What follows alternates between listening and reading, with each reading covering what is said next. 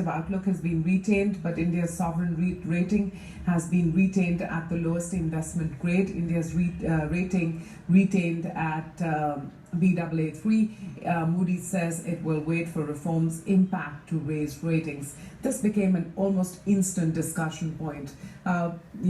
Decisive move by the government on demonetization. How will that play out in terms of India's rating? In fact, Rajiv Malik of CLSA is saying, it's a given down the road.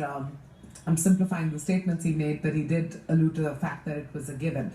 Now, we're turning our attention to a special review and report on the performance of microfinance institutions, including small finance banks and NBFCs, done by India Ratings and Research.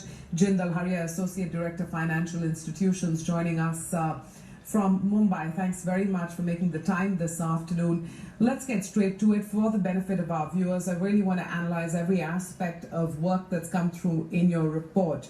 But the first question is obviously on the impact of demonetization on this sector. So let's get the ball rolling with your impact assessment.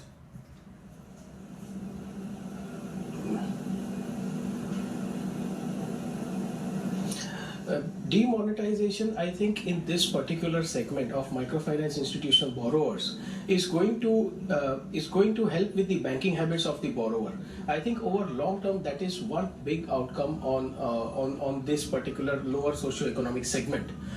In the short term, the borrowers are facing cash flow crunch. They have to reprioritize their expenses, and repaying loans would be somewhat lagging in their list of priorities.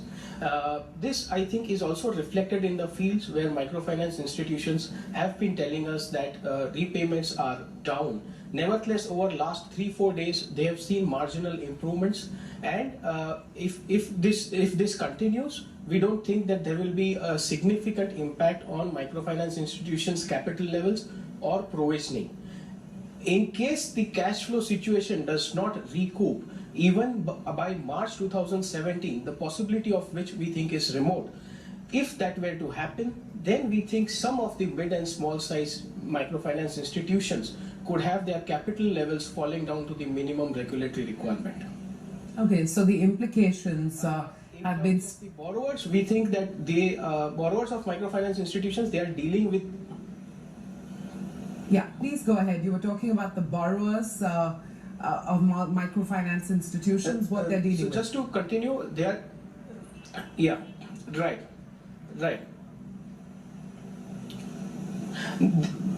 They are dealing with the essential commodities, essential services and very low ticket services in the overall Indian economy. If at all we think cash flow starts normalizing, we think it could start from there, because that is where you have your basic services and basic products. So we think that the situation could be recouped by next 3 to 4 months at best.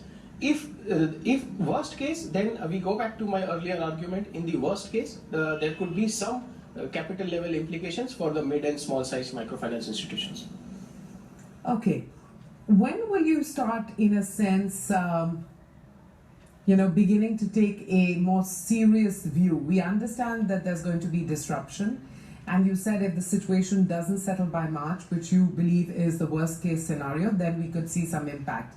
How are you going about the monitoring process in the interim? Because this is, in a sense, there's no comparable experience for what we are seeing.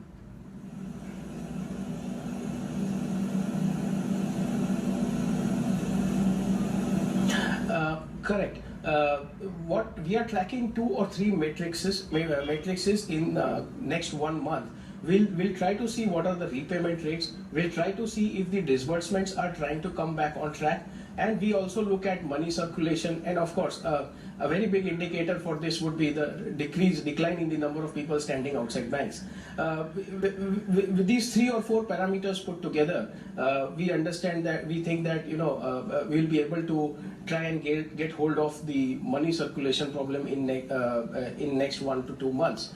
However, I think by mid of December or December, I think we would check these numbers with a significant interest, because by then I think a good part of recovery, at least in the basic services, could happen. Okay. Now let's just come back to the report that you've done, and demonetization is one piece of it. What are some of the findings as far as the MFI borrower is concerned? What has your research thrown up?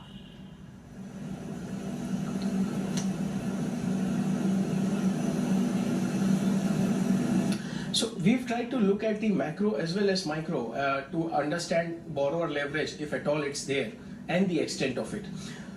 When we look at the macro, we see that the rural wage growth has come down to the level of CPI in last 6 months.